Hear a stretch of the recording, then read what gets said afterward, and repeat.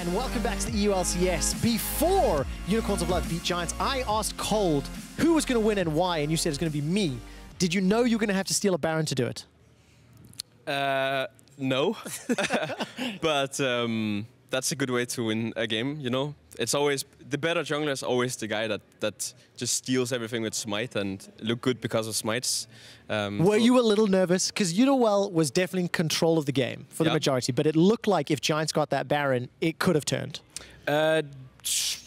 Debatable. I felt like we had a stronger draft, and I was really, really confident in the game that we would win. So I think we did some hiccups in the game, and we were maybe playing a little bit too cocky at times. That forced us in a position where they could get the Baron, because I felt like in the game we were very comfortable, like we were having huge lead, like we could just take over the game. But it's a classic UL when mid games hit, like we do some mistakes that lead to the other teams getting tempo on the map that they utilize well, and we need to fix this if we want to keep winning. Well, it's very lucky that even with some mistakes, you pull out the win. Before the game started, you said picks and bans are going to be crazy. We got the Mundo, we got the Pike, and then we got the Udyr. That caused a lot of conversation backstage. What's your opinion on that jungle pick? Ooh, I think it has probably... The thing is, right now, every champion, I'm like, this champion probably has like a purpose somewhere. It has a place. In some place, you know, but I felt like in this kind of comp, it was not that great because we had a lot of tools to kite the champion. So generally not a big fan. I'm sure Joko was like, this is the perfect pick to beat them, you know, but then I knew from the start I would win, so. Well, touche, you did call it. You called it, you predicted it. It was that confident prediction and the Baron steal that also got you player of the game. So congratulations on the win. Thank you. Congratulations on player of the game. And we're going to head back to Drakos. Thank you, Quickshot. Of course, I think important to remember why Kold got player of the game. You could look at the early game, you could look at the mid lane ganks, but I think we all know the moment where a jungler wins player of the game. It's hard to imagine, but Baron seems like a pretty important objective. Yeah, it's right here where Giants have been trying to take this Baron down for upwards of 30-40 seconds at this point. It let Kold get back onto the map, and oh, that is good. It was also an early smite there from Joko, it looked like. But not only is that Baron steal, which looks cool in itself, but in the context of this game, Giants look pretty poised to maybe even get the upper hand in the game, but UL shut it down, that cheeky Baron steal, and Samek's here, doing his best to get a kill, still remaining without a single guy. He's there to back the team up, he's there to kill the towers, but has yet to draw any blood. He's trying, and he gets points and for I just want to thank you guys for jinxing Giants by predicting so avidly in their favor, and not expecting them to leash a Baron for Unicorns of Love, so it worked out pretty nicely. There's no way we could have known that UL were going to win the game. I don't think anyone here could have predicted them that they were going to take that home. No one would have done such a thing. Only handsome people predicted Giants.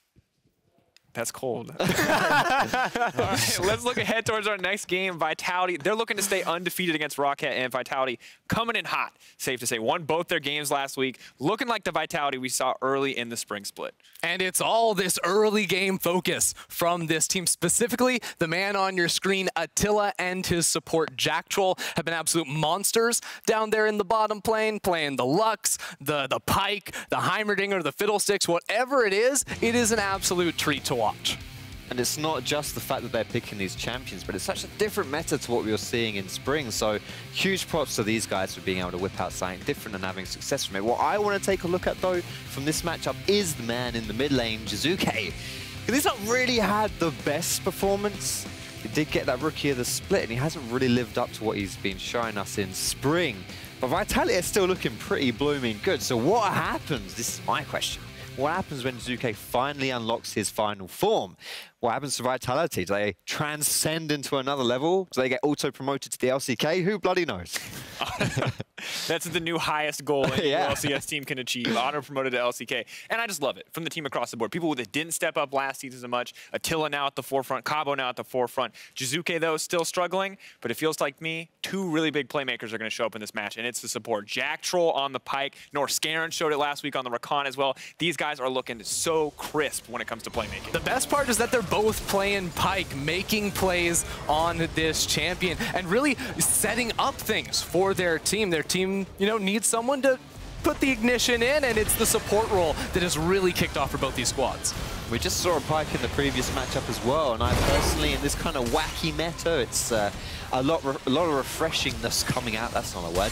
Coming out of the support picks at least. Yeah, they're carrying out of the support role. Exactly, they are playing these playmaking champions, and it's really fun to see. And Pyke, especially, just that specific champion is he's pretty nutty when he's played well. Definitely is. Definitely not a fun experience to play against that Pyke when he suddenly shows up against your lane. And that pink chroma. It looks good. I might be biased. looking fresh. Max synergy with Foxdrop. We'll see if they find that synergy if they get their hands on the Pyke. The thing I want to talk about, though, is like, look, Roccat, up and down. First week, we can say safely for sure. I don't see like we've seen their final form yet, but we've seen a lot from Vitality. Feels like a Vitality-favored matchup. How do Roccat actually win this game? Ender, I want to start with you. Right. For me, Vitality, they've got a really strong bottom lane. What Roccat need to do is draft the better bottom lane. Get strong priority picks like the mages. I'd love to see them move into. If it's not going to be the mages, make it a kill lane. Get some bruisers down there. Show some jungler attention to shut these guys down, because if you let Attila roll away with it, it's going to be very, very tough. The other thing you want to be doing is punishing Jiizuké. You mentioned how he has been struggling. He's gotten solo killed in both his games. It's time for Blanc to step up in the mid lane, for Memento to give him some attention as well, because this guy can be punished. Look, I like it. We saw in the last game, mid-jungle is a big deal. Foxdrop, I want to give you your chance too. What do you think? You have a different take here from Ender. What do you want to see? Yeah, I'm not sure whether you can draft to actually beat Vitality's bottom lane, but you can give Norskeren a playmaker in that support pick, which is what I'd really like to see. We saw his Pyke was absolutely phenomenal. Get him on another champion where he can do things, where he can roam around the map, get him into that mid lane, get him wherever you wanted to get it, and just let him take over the game as best he can. And also in that top lane as well, keep that a 1v1. Get eyes on Gilius. Don't let him go into the top lane and feed on Cabochard, and just get that top jungle synergy, because that's something we've seen out of Vitality. It's been pretty impressive thus far. So lock that down, get eyes on Gilius, draft Norskeren playmaker, and you have a pretty good chance of winning if you're Roccat. I want to see, can Roccat pull it off? We're going to find out. Is this time for an upset? We're going to leave it to Pyra and Vedius to take us through the game. Thank you very much, Drakos. Well, I always feel like Roccat have the potential to upset the apple cart, but dude, Vitality are looking incredible. Like, what do you think they need to do other than what's already been said about drafting? Nothing. That's good. I think the Analyst hit the nail on the head. I do think the Vitality are the heavy favorites on paper, but as you rightly said, Roccat, I believe this is the week where they will surprise. We will see if they are able to pull it off as we jump into pick and ban. We've already seen some creative stuff to start our day, Pyra. Let's see if the craziness continues, as we are still on patch 8.12 for game 2. All right, Zoe's removed right now. Yeah, last week, Vitality was kind of leading the charge with some of the more interesting stuff. That Heimer fiddle bot lane, of course, then the Lux Pyke came in. I want to see if Vitality or if Roccat have this very quick focus on the bottom lane. But we're still in bans. Ornn's off the table. Nocturne's off the table. Now we are seeing a increased priority on taking Nocturne out of the game. Last week he was picked up occasionally.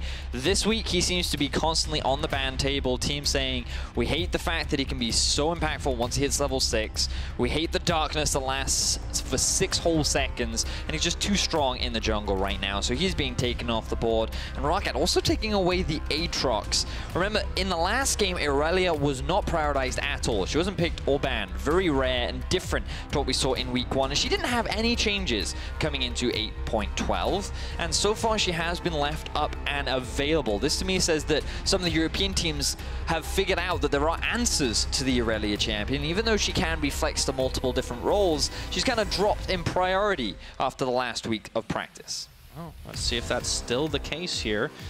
Might not be. Insta locked in. There's the Irelia. So again, this has a lot of flexibility. You can put it pretty much anywhere, but you can also put Darius pretty much anywhere as well. We've seen Faker play it down in the bottom lane. I don't know if that's a good thing anymore. Well, we have still seen it happen. We've also seen it put up top, and I'm sure there's no reason as to why it can't make its face in the middle lane as well. I would imagine that it is a pretty big pick into the Irelia, which is why Vitality is so keen to get their hands on it. And we spoke about playmakers for support. Jactroll has already gotten himself one. Not only is it a good pick into things like the Pyke, but also it just answers a lot of the playmaking style champions that Norskeren loves to play. Okay, cool. Vitality definitely getting the jump on this one. We'll see, though, if Rocket's power picks are going to be enough to join the Irelia. They have themselves a Vladimir. Now, we have seen that in a number of roles as well. Multiple flexes. Definitely thinking back to the LCK a few weeks ago when it was pretty much exclusively in that bottom lane. So right now, you would imagine that the Vladimir would be heading towards the bottom side of the map. You would imagine the Irelia hanging around the mid, Trundle going to be going into the jungle. Interesting that Roccat would choose to put such high priority on it so early on in the draft, as you are now giving the Lulu over to Vitality. This has been a huge pick in the current meta, not only because of how effectively she works in mid, but again, because of her flexibility. You can move her largely between mid and the bot lane. We've seen many bot lane duos of things like Shen and Lulu. We've seen Lulu Karma, Lulu Janna, like all kinds of crazy stuff has been put down towards the bottom side of the map all across the world, and it all revolves around this Lulu, and it's just because of how much value she offers in the mid to late game team fights. Not that we get late game team fights anymore, but let's just call them mid game team fights. Sure, mid game team fights. Yeah. But especially on a Darius who struggles to close the gap and get towards his targets, the Lulu speed up is extremely valuable and synergizes nicely. To top it off too, if Jiizuké, really has been struggling the last week or so, you put him on a champion that has, some relative safety, doesn't have to go all in. She's often quite strong in the middle lane as well. We are moving on to the second phase of bans, Pyra. The fact that we are seeing a Mundo ban, I think, not too surprising. There is the Vladimir who kind of really struggles against Mundo, and they want to keep that option of sending the Vladimir up towards the top side of the map. And I love the Braum ban here from Vitality, because Norskeren, not only is Braum one of his big comfort picks, something that he played a lot during last split, but it's also a pretty good answer into things like the Alistar. So showing that respect towards the playmaker that is Norskeren. All right, in addition to the Mundo, though, for the Roccat side, their next ban, their final ban, will be the Swain.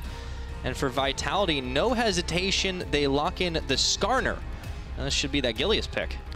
You would very much surprise it to be in, you would very much expect it rather to be in the jungle. I think they're quite happy having this into the Trundle matchup. Many have said, or many junglers rather have said last split, that this matchup is okay. It's usually a lot worse if you're an Olaf into the Trundle, and it's not ideal because Trundle still trades pretty effectively in the early game, but in terms of the value that Skarner does offer, especially later on, it's a pretty good pick. So I think Vitality not too upset about picking themselves that one up. Yeah, now there is the Tahm Kench locked in. That is one of those playmakers for Norskeren, as well as being a relatively safe champion. Roccat have one more pick to go to decide where everything all ends up. We'll flash on that Talon. We saw Jiizuké playing it, as well as the Echo. That's one of his favorites. Going back quite a ways, a little bit of respect flash, and it's going to be the Ezreal locked in for HeaQ. So you now are largely expecting the flex between Vlad top or Vlad mid. The fact that the Mundo was banned away suggests that they ideally want the Vladimir into the Darius, where they're assuming is going towards the top lane. And now that you've also seen the Lulu pick, you're expecting that to be in mid. And with the final lock-in from the side of Vitality, that's kind of the expectation or trend that we are gearing towards, depending on whether or not they choose to lock in the Heimerdinger. Well, last couple seconds, and it looks like we'll be raising some dongers today, Vedius. Attila once more on the Heimerdinger. So this has become a bit of a comfort pick now for Attila. He was the first one to play it here in Europe. He may have even been the first one to play it in the world, and it has become a bit of a popular pick here. Also has seen a fair number of bans, but especially in the hands of Attila, definitely something that he is more than happy to get for himself, and it does apply a lot of pressure towards the bottom side of the map. Early laning phase is very obnoxious because of all the turrets, and when you're going up against an Ezreal, sure, that poke can be a little bit obnoxious from time to time, but he's not really going to have an opportunity to utilize it, given that you're just going to be sitting behind your minions and just pushing. So Roccat, they kind of have a struggling bot side of the map. Their mid lane is also struggling, at least in the very early levels, until that Irelia gets Sheen. The advantage here for Roccat, though, is the Vladimir into the Darius. Excuse me. Will be okay in the early laning phase. He'll be able to trade pretty effectively. So it's kind of split across the boards. So you would imagine that Vitality will look to try and get that bot tower as early as possible and then start moving this Heimerdinger around the map. And the other thing you need to keep your eyes on is the roaming of Jactroll. Something that we've been seeing a lot in the current meta is when you have a mage support, mage bot laner rather, they can hold the lane 2v1 with just their wave clear, and they can play very defensively, and that allows champions like Blitzcrank, Pyke, Leona, Alistar to grab early Moby boots and just start roaming around the map and looking for plays specifically in the middle lane. And it's just something that you always have to be mindful of, especially when Jactroll, as an individual, does love that kind of playstyle. Yeah, maybe Jiizuké will be in for better laning phase this time around. He'd certainly be happier. Now Vitality on the 2-0. They can stop the upset from happening. They'll climb their way up the undefeateds once more. But Roccat, 5 members down the bot side. Is there some trickery going on here, Vedius? They want to get into the bot lane because they know Attila wants to set up these turrets as fast as possible. He could face check straight into this. Will he do it? Oh, dear. Oh, what a value ward! Oh, just like that. No shenanigans. Yeah, good respect there from Attila. He's like, they could rush bot. I got to make sure that they are not, so I would drop a ward in, and it saves his life. Guys, they warded us. What do we do? So a very quick pause will be coming out from the side of Roccat. Refs will be on stage dealing with the issue as fast as possible. And the moment we know something, we will naturally share that with the viewers at home. In the time being, we get to talk a little bit more about the comps and the game, Pyro. Exactly, Vedius. So, the level 1 stuff aside, you mentioned how Roccat are going to have some struggles in the bottom side. They're going to have some struggles in the mid, but the top lane is where they can find success. How much do we want to see necessarily the junglers get involved? Do Vitality need that to happen? Or rather, does Roccat need that to happen for them to get this ahead?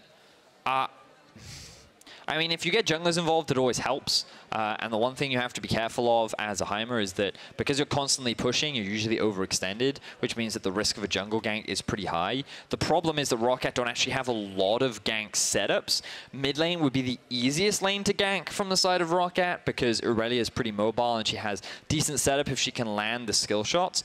But outside of that, you can't really gank bot lane because it's Tahm Kench. Once you get level 6, maybe it's a little bit easier, but even then, once you're level 6, Heimer will be level 6, and he gets even harder to gank once he's able to upgrade his turret. And then Vladimir doesn't really have any CC for you to really set up with. So if there's no flash on the Darius, sure, you can make a play up top side, but outside of that, I feel that Rockat's early game isn't going to be snowballing out of control. A lot of the skirmishes are going to happen from laners pushing out and then moving between the lanes and in the river and kind of trying to help out their side laners. Yeah, it definitely seems like they're going to be playing maybe a little bit more defensively to kick things off for a while. Now, we are hearing on stage that the issue relating to Memento sound in client, and that is why the client is being restarted. It looks like that should be resolved fairly shortly. More information as it comes in. But for Roccat, it does seem like this Irelia pickup was something that they still clearly are valuing, even if a lot of the other teams may not be now. Well, I mean, it's only been one game today, so we don't know for sure that the other teams haven't put that same value. Technically? That is true, but they consider an answer to it. They think that clearly either the Darius or the Lulu is a fine matchup into it. Note how early they went for the Darius, and I think Roccat will be pretty happy with how they've got these lane assignments and how their draft panned out. But you just kind of look at this Vitality lineup, and you've got a Lulu combined with the Darius damage, who's really strong at just a single item. And you've also got Attila, who kind of at one item when he's got the Luden's Echo, and he's also got his ultimate, level 11, he really spikes. So Vitality's mid game is just really strong, and you have the option to make early game plays because you have the Predator on the Skarner as well, especially around level 6, and you have a roaming Alistar. So I feel like Vitality have just drafted a style that suits them, which is very much around early playmaking and trying to find those early leads, and you actually have a lot of lanes that you can play around. You probably won't look to play towards top side, but you can gank mid. She is an Irelia melee mid lane champion, and you have a lot of CC from the Lulu, so it's very easy for Gilius to walk in, land the CC, walk back out again, and in the bot lane you have an Alistar. So you either move the Alistar with the Skarner to help gank around the maps, you can pretty much go anywhere, or you bring the Skarner down to bot lane and you set up potential plays. So. Yeah. Looks like the swap has actually come in. We've got a Jiizuké's up towards the top. That means it's going to be the Darius versus the Irelia in the mid. So you were quite right that the Darius is clearly what Vitality value as a counter pick to Blanc's Irelia. Yep. And he's actually started with stun because he knows he can't approach the wave at all. You've also got Gilius going from red into the Scuttle Crab, and you can see that little red ward just on the blue buff of Roccat. So they have full awareness of where Memento is right now in the jungle. And it gives so much more confidence for Cabo to play as aggressively as he wants. I really like the swap up from Vitality, not giving Roccat the lane assignments that they wanted initially. Vitality, nice little switcheroo for themselves. Gilius wiggling down a little closer to the bottom. Looks like it'll be all about that Scuttle Grab for a while. Gotta be careful, Cabochard. Blanc can come and go pretty quickly on that Irelia. Yeah, but again, remember that Irelia in the early levels is considered pretty weak. Her base values are not that strong, and she doesn't trade that well. Once she gets Sheen, she's a little bit better, but it looks like Roccat are after an early gank mid. Oh yeah, Cabochard, he sees it coming, flashes immediately the respect of the pillar. stopping him from going a little too far forward. But now he's not got that flash, so a repeat gank could be deadly. I think that would be really smart from the side of Roccat. We talked about how there's only one really gankable lane for the side of Roccat, and that is in the mid lane. And now that they've already been able to burn the flash from Cabo, it means that they can go for a repeat gank, and would you look at it, they already have the right set on mid. Pings are coming down. They have a rough awareness of where he is. Cabo feels safe in this position, but I don't know if he should. Yeah, I think this is a little bit rough right now. You can get a little cocky sometimes playing that Darius. The pillar's up. He's going to try and spin around, but is he going to live before the TP comes in? It looks like no. Gilius tried to give him some backup, but it was just too much. Now Jiizuké coming back to the mid lane, and with Gilius, he's going to equalize, but the chaos isn't over yet. Memento flashes forward, takes a bite out of the Scorpion, and he's looking for Jiizuké as well. Will Roccat come out ahead? Even Norskeren's joining the fun, and that's a triple kill from Memento. What a fantastic start for Roccat. So many members of Vitality commit to trying to keep Cabo alive, and it ends in disaster. Memento securing himself 3 kills on the Trundle, and Roccat off to an early game lead. That is right, just a Tiamat. Like, he's just being able to buy a Tiamat just off the back of the 3 kills. Roccat off to a fantastic start against a team that has looked like one of the best early game teams in Europe right now. Yes, exactly that. So, let's look back to how this play happened. Cabo, there were pings coming down onto the Trundle. They were aware that he was in this area, but they thought that with the TP top lane and with Gilius flashing over the wall, they could turn this one around. And Gilius, with the support of the Lulu, yes, this is starting to look better, but Memento, he's just been completely untouched. He is freely dealing damage onto all of the Vitality members. And yes, Norskeren, we did all see this play. Ooh, shame we didn't get a slow-mo of the flash tongue lash there from Norskeren. Still counts as playmaking.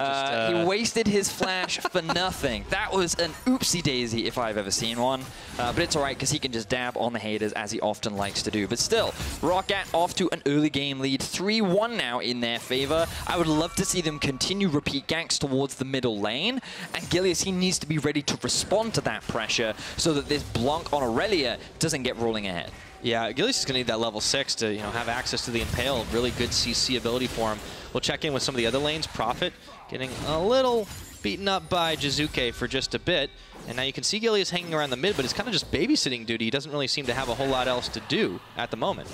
You can see how obnoxious this lane is for the Vladimir, but now we see Memento heading up topside. Oh boy, the Trundle, that is the terror of this game, and Jiizuké doesn't know what hit him. He doesn't have his flash. He used it earlier on, and Memento already level 6, 5.5 minutes into this game. Prophet flashed in to help guarantee the slow on his E. He had the pool as well, and everything is coming together for Roccat, playing through the top side, trying to secure an early tower as we see a bit of action down bot. It is a 1,000 gold lead just shy of the 6-minute mark. Norskeren comes back from his roaming, and he's able to bring some normalcy back to this bottom lane. We thought it was going to be all about the bot, Vedius. It has been everywhere else this game. Well, to be honest, I kind of expected a little bit of a slower early game from the side of Roccat, but Memento, with these early kills, is not slowing down at all. Jiizuké pretty overextended up towards the top side. You think this is a little dangerous from Prophet, but he recognized that if he doesn't flashes into the minion wave, then he's not going to land that slow because of how telegraphed Vladimir can be. So he had to commit with the flash, and it does result in another kill going over to Memento. Now, if this is your typical solo queue game, you'd be like, junglers, stop stealing all the kills. But given how well Memento is playing, I think they're fine with it. Yeah, looks like Irelia going in with that ult. Memento coming through, and Cabochard once more. He's going to fall right on down. Speaking of typical solo queue games, I've seen a few Dariuses go this way. He still doesn't have his flash available, so Roccat can just keep punishing it. Now Prophet is level 6, Blanc is level 6. Everything is going in the early game in favor of Roccat. And critically, look at what they're doing with all of this gold right now. Every single member of Roccat have themselves control wards to be able to light up this map like a Christmas tree. It's going to be rough for Vitality to try and match that vision. And Jiizuké finds himself killed, isolated once again. I was not expecting him to be the league leader in isolated deaths in week 2. Yes, he got solo killed twice last week, and now he's gotten himself another isolated death. This is just a nice setup from the side of Roccat. Again, no flash on Cabo. He doesn't have any escapes to get out of that situation, and it's funny because we were talking about how the only lane you can really gank is the middle one. Blanc is the only one that has good lane setup for Memento, and then we also said that really Memento wants to kind of be ganking that Darius. So he then goes towards the middle lane, which in a shorter lane with more angles to gank, it's actually way harder for the Darius to play as safe as he typically would in a top lane. And then for the Lulu, Jiizuké is just so pushed up without showing proper respect that he ends up losing his life as well. So right now, once again, good stun from Blanc in the middle lane. I've seen this one a few times. He does get the Apprehend off as well as Gilius' ultimate, but Blanc is able to dash out. Not before he's dunked on. Cabo gets some revenge. Memento didn't want to commit because he saw that the entire Vitality team was missing. Blanc did lose his life as his flash was unavailable, and now Vitality are committing to the mid-tier 1. What a swing here for Vitality. They just go, go, go and decide they do not want to be losing this early game anymore. Looks like they're going to be the ones to find the first tower after the game is gone. That might be the craziest thing of all. Roccat, they cannot punish anywhere else on the map, and Vitality say we need to kick this up a gear. They sent all the members mid, they secured the mid-tier 1, they get themselves a kill as well. And this is just Roccat feeling confident they can continue to punish Vitality, but this time they are ready for it. You can see that Gilius was hanging around, the hard commit coming out from Roccat. The ulti was not available this time from Blanc, which is a large part of why they couldn't win it. The same can be said for Memento. He didn't feel like sticking around because he could see on the minimap that, Jactroll, Attila, and Jiizuké were all heading this way. So Vitality, even though they're still behind in gold, getting that structure in mid lane opens up a couple more options for them. Getting the jump on Roccat decision-making here. Excellent for them. A lot of vocal calls coming from both sides. Each team, you can hear them here in the studio as well. Things have settled down just a tiny little bit here, maybe for the first time all game. We're getting closer and closer to that 10-minute mark. Attila's going to be joined by Jactroll towards the bottom lane, and it looks like Gilius is on his way as well. TP will be used topside, but Vitality, they're going to push out mid and largely play towards this early Mountain Drake. They have the Skarner, who's pretty quick at taking it, especially when he's on that Spire. And you can see they even have the Scryer's Bloom to clear out any extra vision that Roccat may have set down for themselves. So Vitality, very clear goals of what they would like to achieve. And Norskeren, got to be careful not to face check. Well, the face check came to him. It looks like Norskeren is going to have to use his flash, but he gets yanked back over the wall, and now he's in some serious trouble. Gray health or no? Let's see if he can get away from that one. Pops it on, but meanwhile, Memento comes back in. He takes a bite out of Attila. Down goes the Heimerdinger. The Irelia is coming in from out of nowhere. Roccat have turned this one around. Jactroll, he's forced to flash the pit, but the Dragon is aggro, dealing him some serious DPS right now. He's going to be able to make it out, but that was chaos in the jungle. A big turnaround there for Roccat, and it all comes off the back of Norskeren buying so much time for his team. Gilius is able to get out by the skin of his teeth, but Roccat find another successful fight. But the action isn't over yet. Pyra is Jiizuké, just trading back and forth a little bit with Prophet. All right, he's able to scare him off. The Glitter Lance was just enough damage. But okay, let's settle down. Let's take a breather for just a minute. I was wanting to say right before Blanc actually goes down that the Sheen coming up for him, now he's going to have a little bit more of that damage you're pointing out, but didn't seem like it was going to be enough here. So this is a good pullback from Cabo, and the pillar kind of makes it hard for the rest of Roccat to help, but Blanc still recognizes, hey, I can come down and fight. Attila gets chunked out by HeaQ, and this turns it into a 3 versus 4, and Norskeren consumes the Darius for long enough to effectively make it a 2 versus 4. And while Blanc does use his flash and Jactroll just punts him away, overall Roccat still come out ahead, even after expending a large number of Summoner Spells. And you can see Attila, he was not in a position really to contribute a lot to the damage. A lot of it was coming from Cabo, and when he was out of the fight, very easy way for Roccat to clean up the rest. That's the thing, Attila hasn't actually been able to contribute a lot to Vitality's effort this game, period, because it just hasn't been down towards that bottom lane. Now Vitality, they are trying to bring people up towards the mid here, but there are a lot of pings flying. Seems like everybody's still pretty keen on trying to help secure that Dragon. It is a Mountain Drake. This will certainly help knocking down some towers. As up in the top, Prophet takes some punishment from Jiizuké's Lulu. Very early Spectre's Cowl coming in from Prophet, wants to get a bit of magic resistance because he finds this extremely obnoxious. And again, Vitality setting up towards the bottom side of the map. Oh, here we go. Hemoplague is on. Jiizuké going to flash the pillar, but Memento's still coming. The Wild Growth, and look at that damage! He's burning down, but not low enough as Memento decides he doesn't want to keep tanking tower. That'll be the end of that gank. A lot of Summoner spells were used, but now Vitality have the right set on this bottom tier 1. Roccat know that Cabochard is on his way, and Attila does have the ulti too, so they can't really answer that, so instead Roccat are just going to try and trade turrets. They'll likely lose a Mountain Drake, but if they can get themselves the Rift Herald, it should end up being a fairly equal trade from both sides. Looks like that's going to be the case, but Memento still packing quite a lot of damage on that Titanic Hydra as well, with 6 kills in this game. 100% kill participation for Memento. He is really taking his great early start to heights. But he needs to keep this pressure on because big item spikes have yet to come through for Roccat. There's no Trinity Force on the Irelia. HeaQ, he may go for the Trinity Force second, he may go for the Iceborne Gauntlet, depending on what he finds more valuable. I would imagine he wants the Kite ability, considering he's against a Darius and a Skarner, rather than just the slightly more damage that you would get from the Trinity Force. But we'll see what decision he chooses to go for. Meanwhile, Vitality, they're still up 2 towers to 1, and even though they're down in kills, they've been able to keep the goals relatively close. They decided not to go for the Mountain Drake, which I find a little surprising, but they don't want to risk it and overcommit.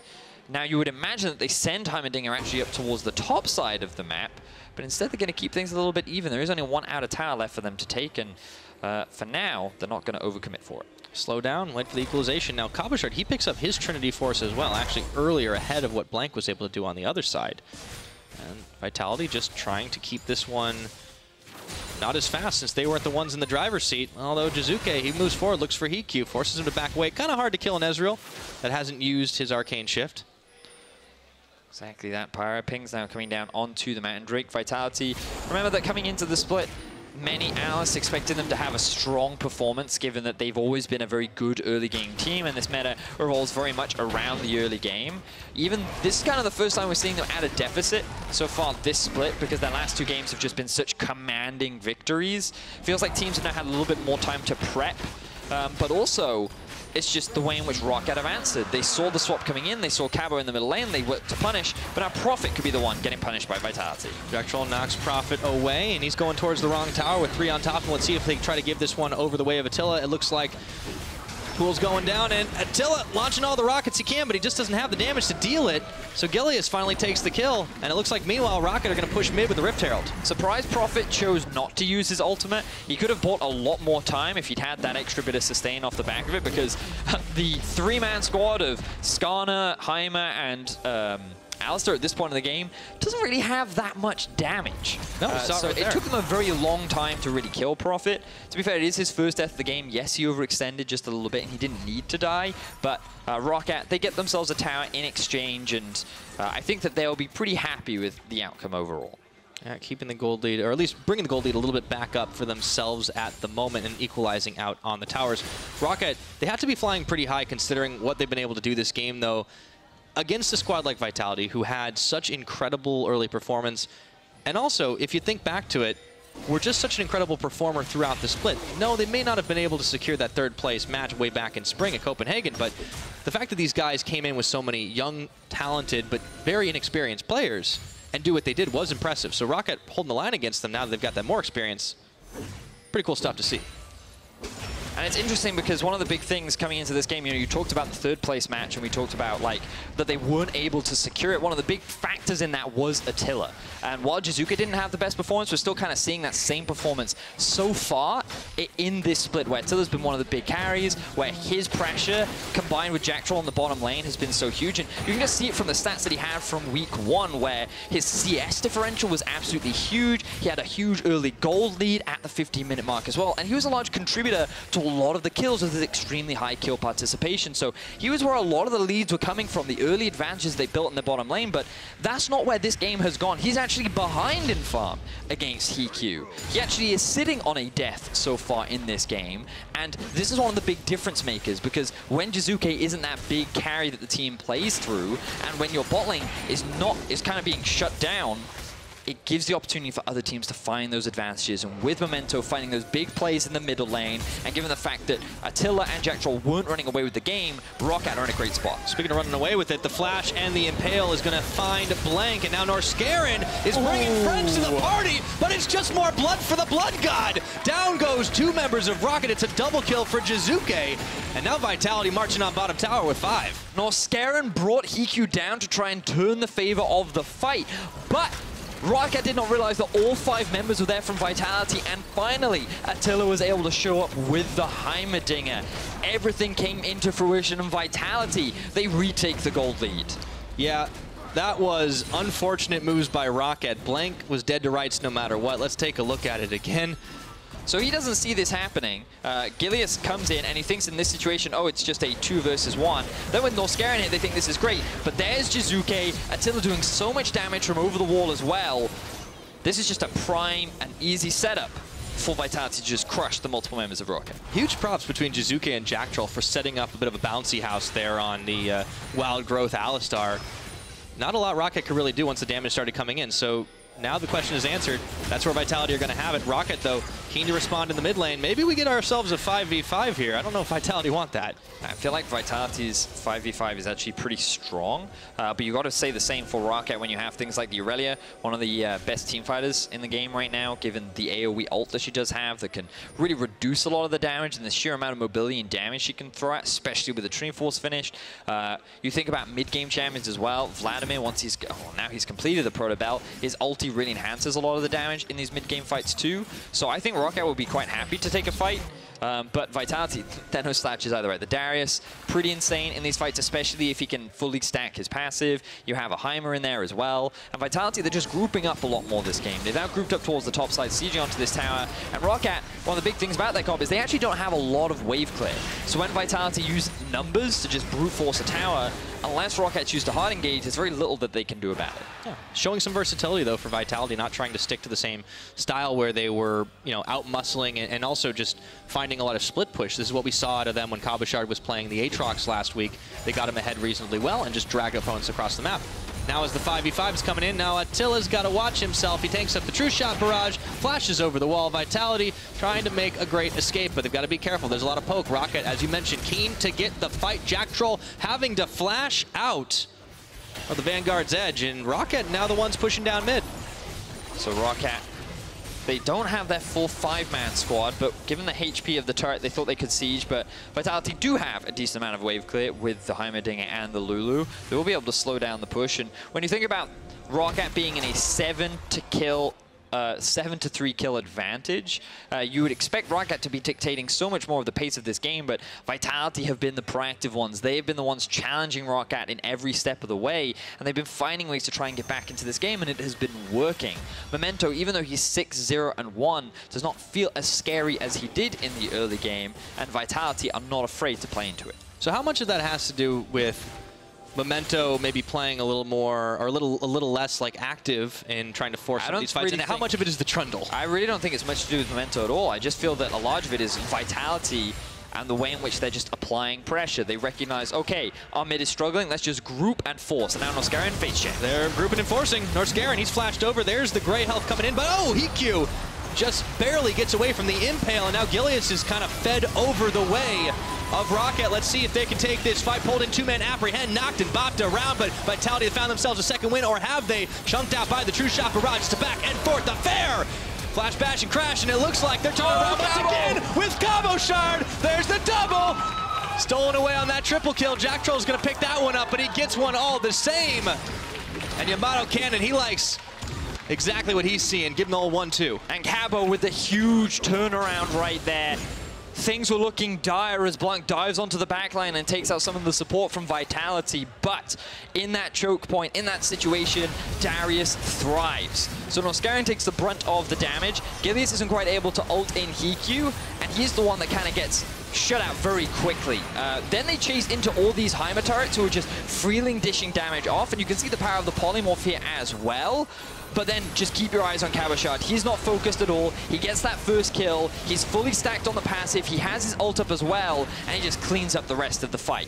While all this has been going on, Baron has been taken. Yep, very quickly smarted away by Gilius, but Jactroll is left as a sacrifice for Roccat, who unfortunately weren't able to get in the pit time enough to steal. That one was pretty hectic, so taking stock of the situation, 10-10 in kills. Vitality, 3,000 gold in the lead now with the Baron buff. Vitality playing these fights extremely well, utilizing the mid-game spike that their comp does have, and able to turn this early game around back into their favor. With the Baron buff, we've seen how easy it is for teams to close out games, and the pressure now falls onto Roccat to be able to stop the oncoming siege. We've already talked about the lack of wave clear. This could prove detrimental as Vitality sets their eyes on another game win here in the Summer Split. Roccat, things are looking so good to start off the game, but Vitality, they've brought it back.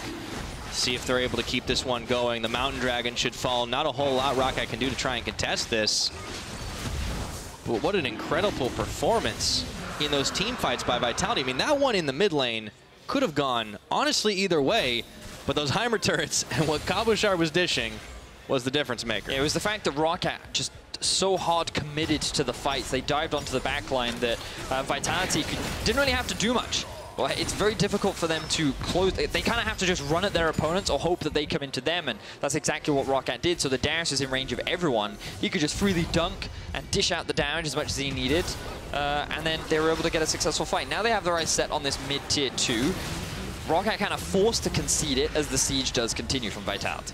Looks like have a couple more minions to try and charge that way, but they don't want to go all the way to the inhibitor turrets. So as a 5-man, Vitality backing off, still just under 2 minutes ticking on the Baron buff, but they're only pushing on one lane. Roccat trying to answer by pushing out and clearing the vision they can. Cabochard down towards the bottom. He has teleport available. This jungle is blind for Team Roccat, and there's a death brush set up. They're not going to fall for it. Roccat, their spidey senses were tingling. They have face checked enough bushes this game. I feel like they've learned their lesson. Yeah. So kind of comeback options for Roccat. Challenging at this point. They still have a decent team fight with the Irelia and the Vladimir. If they can just kind of shut...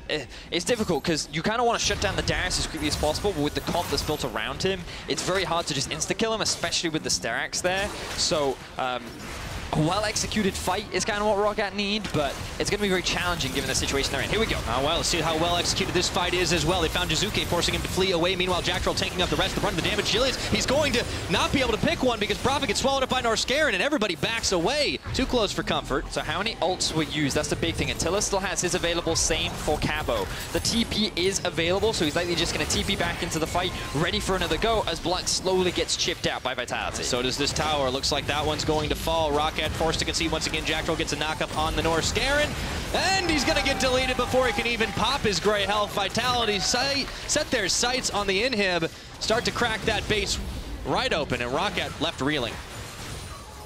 Vitality pretty clean there. They didn't lose any members. They even got themselves a kill and the inhibitor just as the Baron buff wears off. So they couldn't quite end the game immediately, but still a lot gained in their favor. And you can see here, this is kind of the second half of the fight where Cabo just returns to the fray. I see. So Attila used the upgraded grenade in order to get the stun down, and then with the poke damage and the follow-up from Vitality, that was more than enough to secure themselves the kill. So Vitality overall playing this game very well. From an early deficit, they were able to find their way back, largely from just being proactive, grouping up as a team, taking advantage of the lack of wave clear on the side of Roccat, using numbers advantage and moving through the enemy jungle to find picks, allowed them to just steadily, one kill at a time, one objective at a time, regain control of the map. And then with the Baron, they were able to break into the base. So now they have the choice of waiting for the next Baron to spawn and then using that to try and end out the game, or they can just look to group up and siege once again because they do have a pretty healthy gold advantage and they should not be afraid of trying to fight Roccat right now. Yep. Finding their way back into that one after close to disastrous early start. This is one of the strengths of Vitality. This is a team that they're very vocal about how much they actually believe in themselves and their own skill and their ability to win as a team. They don't seem to get phased during the course of the game. If they do lose, sometimes that can get to them. But in the course of a game, they definitely know how to correct things, and it looks like they're well on their way to trying to find the win here. However, the True Shot Barrage does come out to clear the wave up towards the top. They'll come back, try again later. Unperturbed. And unshakable. Vitality just keep on marching. Vitality just pushing the waves in for the time being, moving between top and mid. Helps them gain some vision around the top side of Rockat's jungle, given that the Baron is spawning in about 2 minutes' time.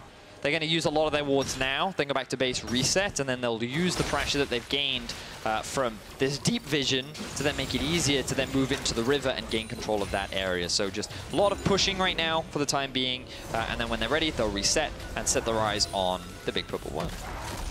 Well, we rarely see the two Barons really coming through to end the games in this patch, in this post 8.11 world that we've been living in right now, Vedius. We could actually be into one of our longer ones. But hey, Vitality were pretty good in spring. If the game goes as long as they did then, they're well on their way either way. It's a little disrespectful of Jiizuké to pick himself up a Magi, given that 5 stacks, man. have 3 deaths so far this game. He was buffed recently, but I don't think he has enough stacks to take advantage of the buff. He's banking it up for later. He's assuming he's going to get more kills. Yeah, I think you need 10 stacks in order to at least gain some of the value from it. So he's only at 5 right now. We'll see how things pan out if he can get more of those stacks. For the time being, more controls have been picked up. You can see the Vitality did just go back to base. Roccat not really investing in vision right now because they'd be lucky to really leave their base. And Baron is the next big opportunity for Roccat to find a way back into this game. Memento, he stole a lot of them. The last time they went up against each other. Vitality want to fight. I don't know if he's going to get the chance. Gilius gets stopped short for just a second to try and find Norskeren on the impale. Rest of Roccat quick to react, running the race up against the Scorpion. Still though, 20 seconds until the Baron spawns. Vitality making sure that jungle is awful dark. As you said, they've really come back into the vision game. We talked about it way earlier that Roccat, they'd invested so many control wards, but it really has turned on its head. Just the Vitality are waiting for the bot lane to push in right now. They need Roccat to split apart. Baron is literally about to spawn right now, and the moment Roccat go down to clear, then they can look to force. They know there's no vision in the river. Everything is in Vitality's favor. Yes, there is teleport available for Roccat, but Vitality, they're actually going to choose to play it safe. They're looking for a fight. Uh-oh, Memento, he's throwing down the pillar. Will it be enough to get away? It will for now. Here comes the Tahm Kench. They're going to be bringing everybody. The 5v5 Roccat, they might decide that this is the time to do or die. Vitality leading them on a goose chase through the river, into the brush. Oh, this is dangerous for Roccat. Memento stepping right in, dragged around the map. Let's see if the Irelia can do a damn thing. The Tahm Kench swallowing up Memento. Nobody's down just yet, but that is about to change. Here comes the Heimerdinger damage, and Roccat bleeding. Cabochard's going down. Roccat might have found the fight after all. Gilius, he's forced to flash and wiggle his way away, and Roccat find a miracle of a fight. Prophet comes up huge with the Vladimir, and now the Baron is alive. The pressure falls on Gilius to try and steal this Baron away. Roccat have no control wards, so he's in a position to do it. Gilius does have the Blast Cone. Jiizuké and Jactroll can try for the distraction maneuver. Gilius waiting on that smite.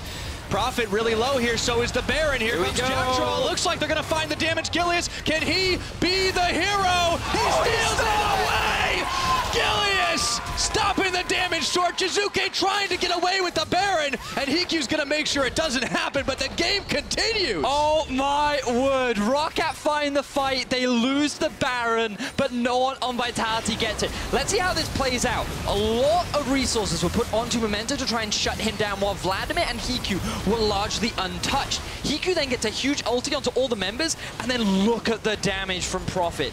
Ulti plus E is everything that they need to just shred through the Vitality lineup. Cabo finally dies, and with him out of the equation, Roccat are able to turn things around, but then the Baron steal comes in. I'm not sure why Memento waited so long to use his smite, because he had it up and available. I saw the Baron like 600 HP. Let's keep our eyes on it. Jactroll goes in. He tries to just buy a little bit more time. Smite is still available for Memento, and it just gets stolen away by Gilius. He had the ward. The timing was easy, and it ends up going in favor of Vitality. So I'm not quite sure what state the game is in right now. You can see I think you can sum it up like that.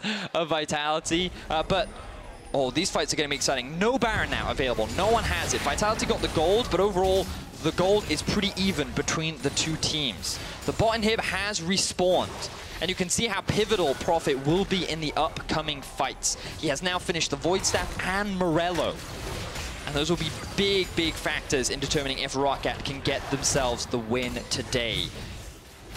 Vitality are going to have to be so careful when Roccat come and try to force the fights, because up until that point, between the Heimer turrets and the AoE damage they were able to dish, it was completely fine. But Roccat have found an answer. Let's see if Gilius can get something around the side. Jactroll finds a two-man knock-up here, and it looks like Vitality, they find the charge on this one. However, the Irelia ultimate trying to zone people away. No one from Roccat has gone down just yet, and here goes Prophet, the Tides of Blood, not nearly enough damage. Vitality left bleeding, the True Shot barrage. will find its mark, but no kills. However, Roccat, they have the push. They can take down some towers. Credit has to be given to Norskeren here because his use of the Consume has been absolutely massive. Every time Vitality have gotten close to shutting down a member of Roccat, Norskeren has come in clutch and kept them alive, taken them to safety, allowing Roccat to then reset the fight and come off the victors overall. You've got to remember, Cabo and Attila are really the only damage dealers on this squad. And while in the mid game, yes, they have powerful spikes. Once you hit like this 3-item point, you have an Irelia, a Trundle, an Ezreal, and a Vladimir, all dealing damage. So, yeah, sure, if you take out Memento quickly, that's great. But he's kind of the tankiest member of them all, and then you have all this additional damage coming out from Roccat to help still win the rest of the fight. And I think it's so clutch that you mentioned what Norskeren's able to do. The Northern Norwegian hero, right? He's been able to not just make plays aggressively. Sometimes all you need to do to make play is swallow up the guy that's about to die, and everyone can't juggle their aggro. And yeah, you got to just look at the gold game this time around, because this is how it has gone.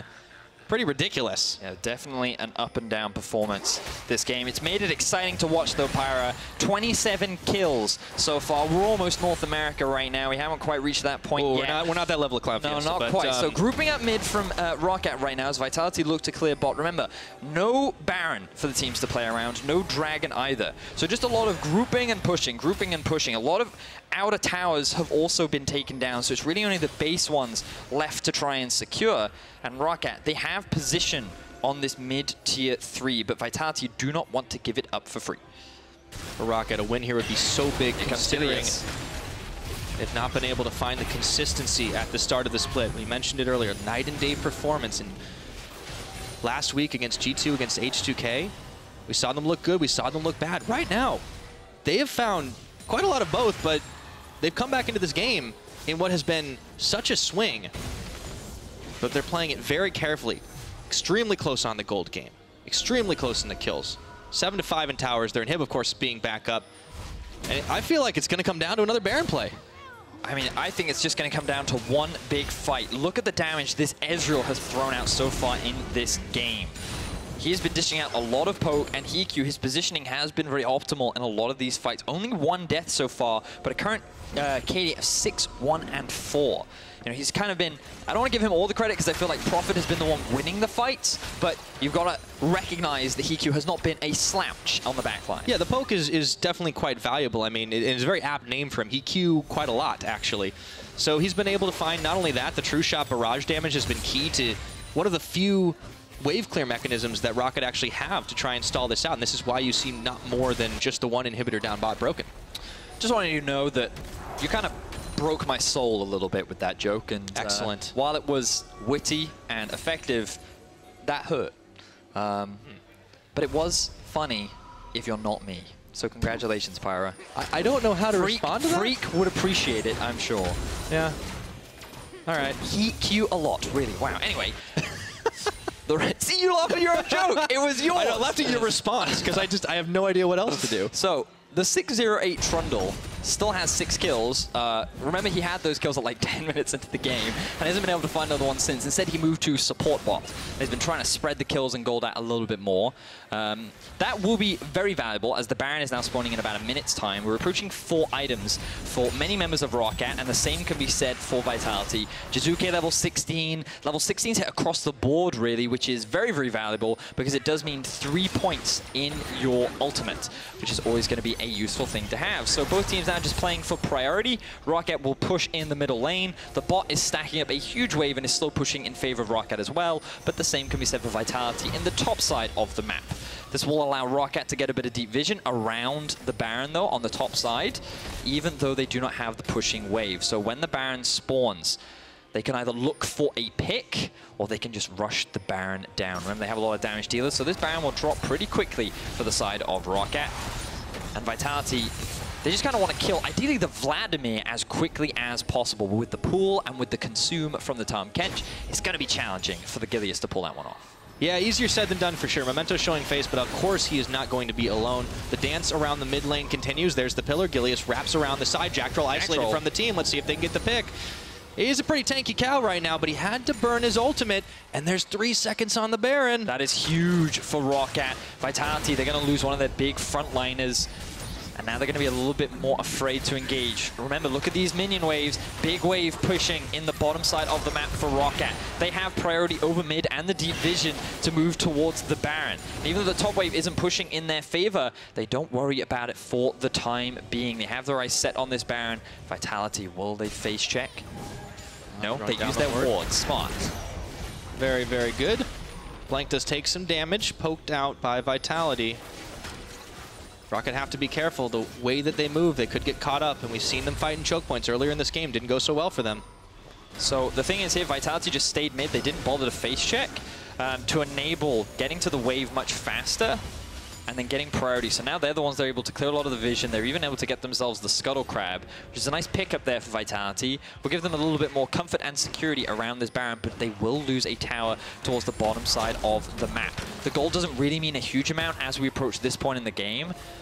And I can safely say that we are approaching the late game at Pyra, and this is really where champions like Darius start to fall off and struggle to have an impact, but champions like Vladimir and Ezreal, they really come into their own.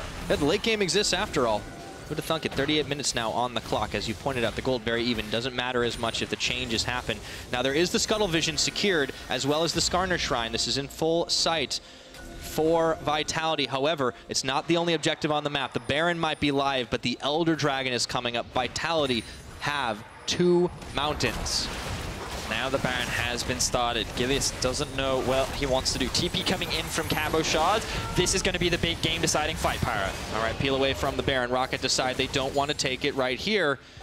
Vitality, they're going to make a beeline down towards the bottom. Looks like we could be in for the Dragon Rush. Roccat have no priority on any of the waves right now. They aren't pushing in mid. They don't have push on top. They're going to throw the ulti down bots to try and get the wave pushing there. But now they've set their eyes on the Baron.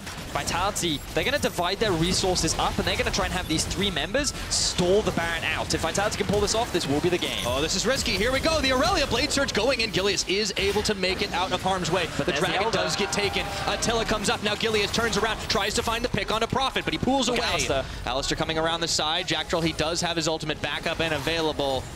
Roccat able to sneak away this time, but Vitality own the Baron pit.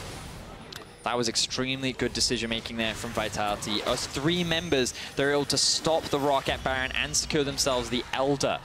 There's around 2 minutes available on that. They're all sitting in the bush. Are they looking to recall? Oh, it's so tense. Oh, Roccat. They just want to see if the Baron is being started. They recognize that it's not. And they're going to just stall this Elder Dragon out for the time being. 2 Mountain Drakes is still pretty significant.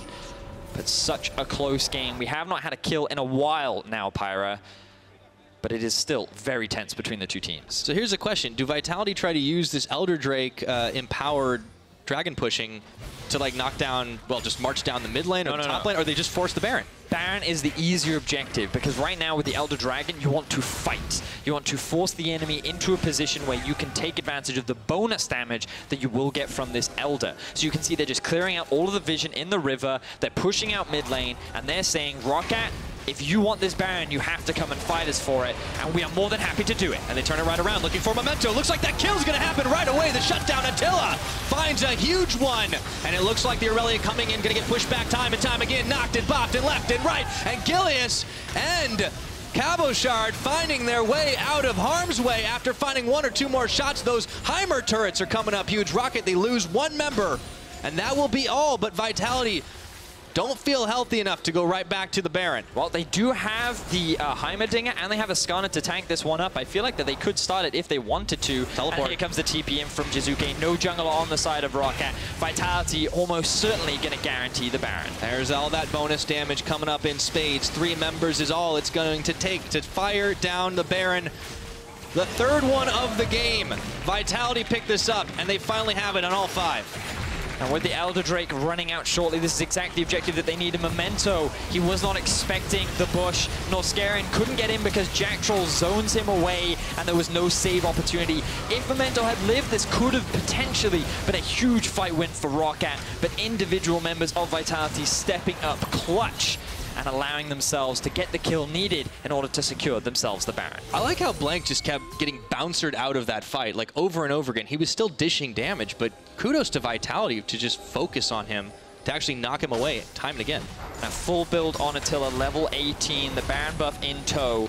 Roccat, they want to try and force a fight before Vitality can get onto the towers. You can see they're setting up a bit of vision because they do have the teleport flank available for Profit, which could be the best way for them to really win out on these fights. Whereas Vitality just want to stay grouped up, stay clumped.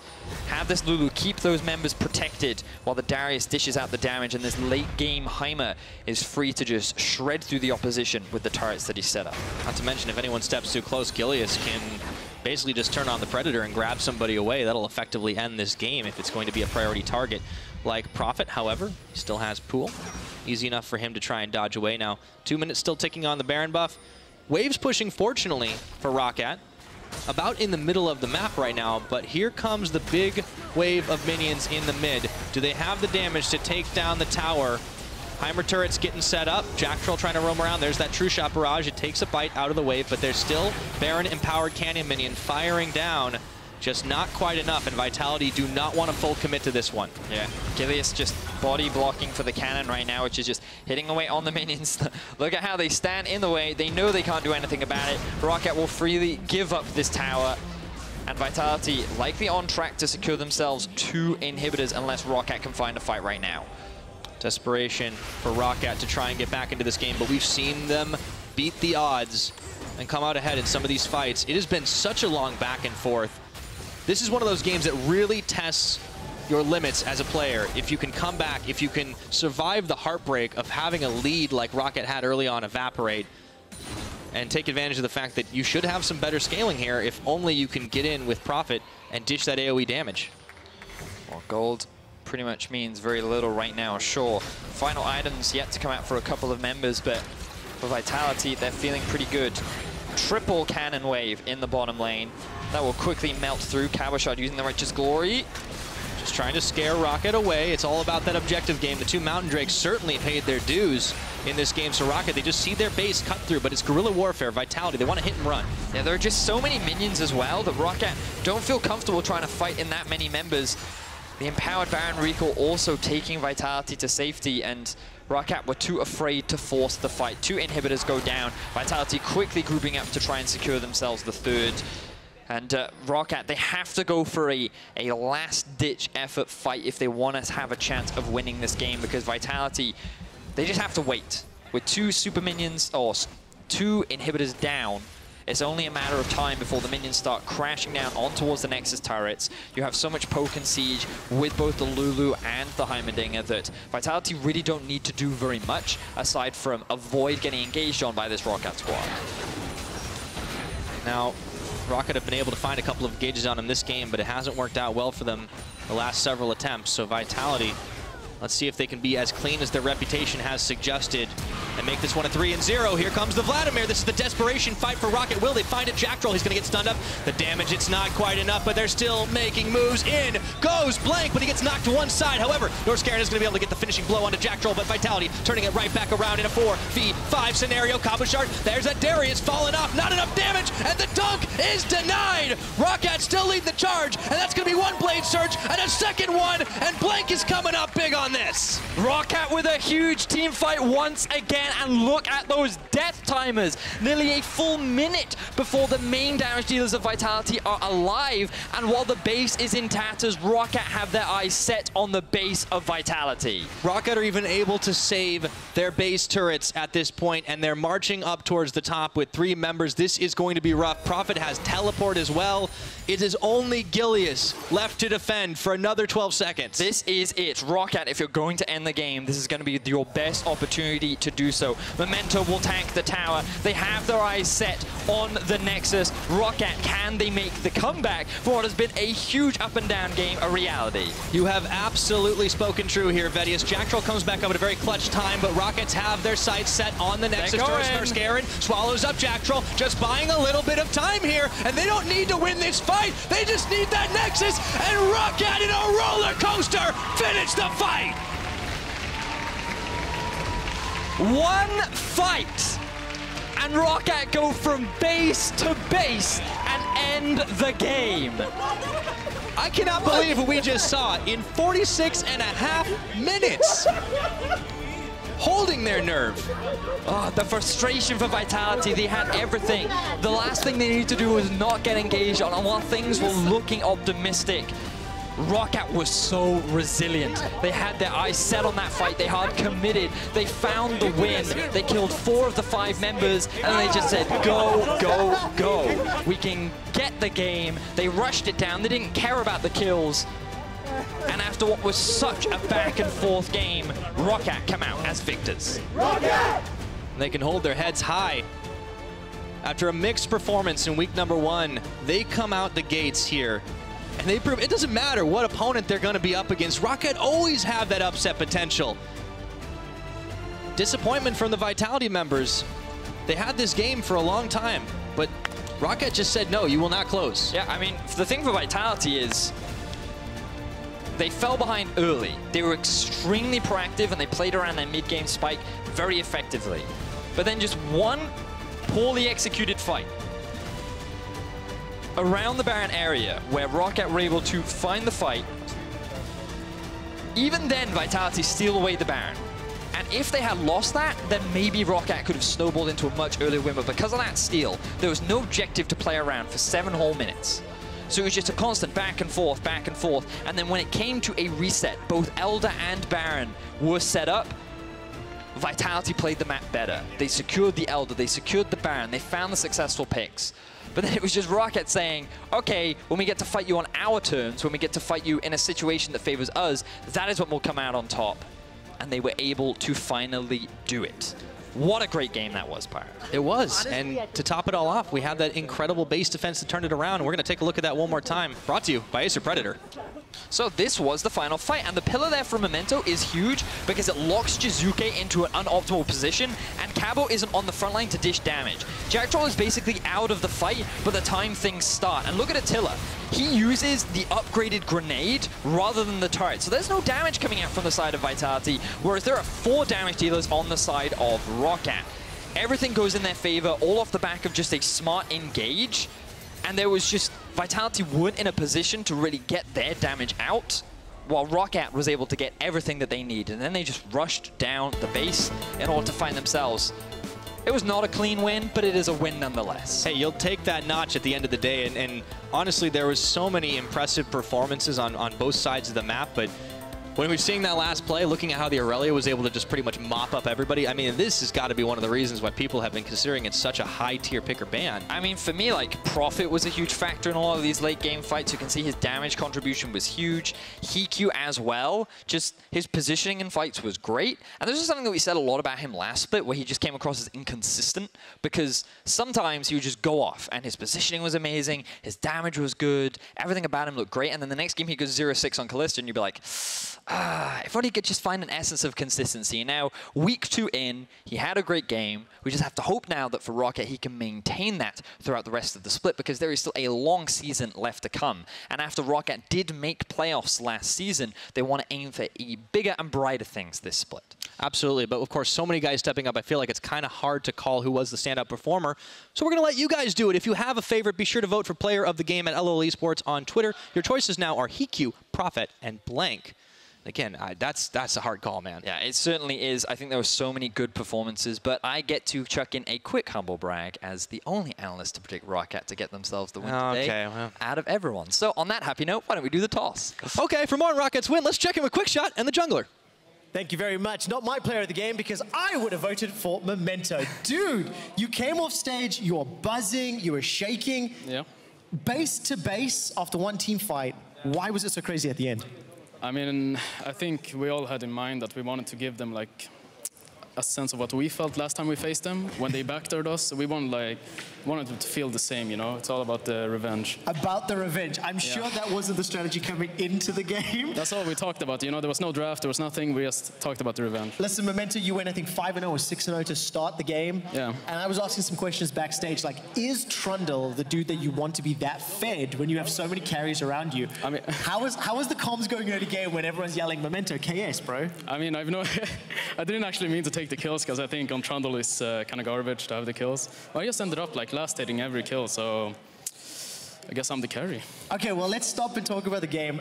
You were behind the majority. Yes, you had kills, but Vitality had map control, they had gold leads, etc. So what was the communication like going from sort of 10, 15 minutes into that very lengthy, very crazy back and forth mid-game? I think after we lost one team fight that they got Nash, we were talking about, like, I think Profit was calling, he said, let's just go late game, and HeaQ was saying, we have an AD carry, they don't, so we just decided that we should farm up and look for a fight later on. Go late game, you have an AD carry. What exactly. Meta breakers.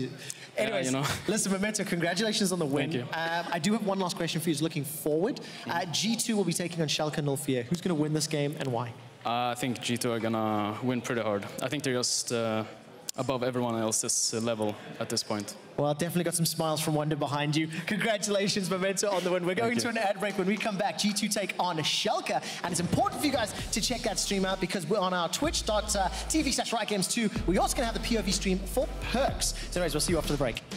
GG. Thanks. Round, but is he going to live before the TP comes in? It looks like no. Gilius tried to give him some backup, but it was just too much. Now Jiizuké coming back to the mid lane, and with Gilius, he's going to equalize, but the chaos isn't over yet. Memento flashes forward, takes a bite out of the Scorpion, and he's looking for Jiizuké as well. Will Roccat come out ahead? Even Norskeren's joining the fun, and that's a triple kill from Memento. But oh, HeaQ just barely gets away from the impale, and now Gilius is kind of fed over the way of Roccat. Let's see if they can take this fight. Pulled in two-man apprehend, knocked and bopped around, but Vitality have found themselves a second win, or have they? Chunked out by the True Shot Barrage to back and forth. The fair flash bash and crash, and it looks like they're turning around once again with Cabochard. There's the double.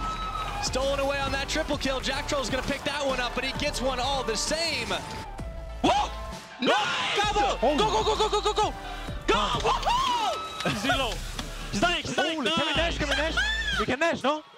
Profit really low here, so is the Baron. Here comes Jactroll. Looks like they're going to find the damage. Gilius, can he be the hero? He steals it away!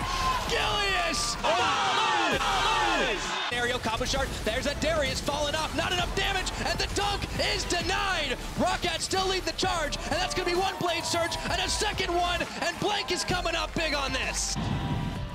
They don't need to win this fight, they just need that Nexus, and Roccat in a roller coaster finish the fight!